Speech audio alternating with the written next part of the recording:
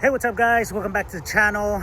In today's video, sorry I'm kind of pretty sweaty and stuff like that.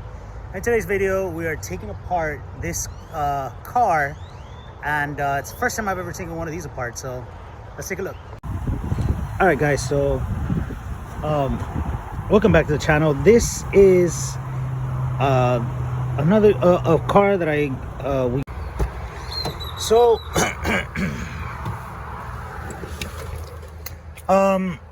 right now it's not working. So what we're gonna do, it doesn't just turn on, it seems to turn on if you push it, so that's an indicator of maybe your starter going bad, that's for sure. So we're gonna go ahead and check for that, and we're gonna have to take this car apart and go ahead and do that.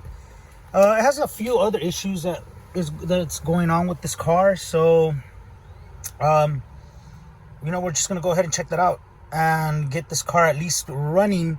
Now it does have another issue, which is it's missing a rear bumper, and but like I said, I haven't really taken a look at it. I mean, it's literally so that's the reason why it was a great opportunity that came up, very great opportunity. But other than that, the car's in decent shape overall. I think that's already my we got the official AutoSense in the car already. But as you can see, I mean, seats well taken care of. Just the issue here with the but nothing that this cannot be, remedied or anything like that. So this kind of messed up here too, but like I said, nothing that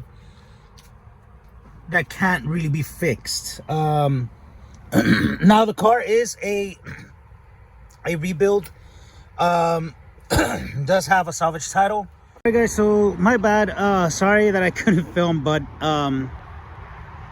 so yeah, like I was saying, the bumper is what's missing, but I'm already going, and I already got the bumper for it. We already got everything done. We already got the other black support thing for the other side, and basically the car is ready for the bumper to go on. So let's go ahead and do that. All right guys, so first things first is we're going to remove those rear tail lights. Since the bumper is not there, of course, we do need to remove the rear tail lights so that we can go ahead and put the bumper on the correct way. I've already removed those screws that you see there, the 2 bolts that go on there. Now I need to remove the housing, and that one is just a simple, I think maybe 10 to 12 millimeter, but don't quote me on that. So what I'll do is I'll leave something where I state what tools I used in the beginning of the video, and that way you guys can go ahead and do the same and be ready for when you try to tackle a job like this. But that's it for today's video guys, and hopefully y'all enjoyed. Leave a thumbs up if you did, share, like, and subscribe guys. Hit the notification bell button so that you don't miss an upload. Thank you guys, have a good one.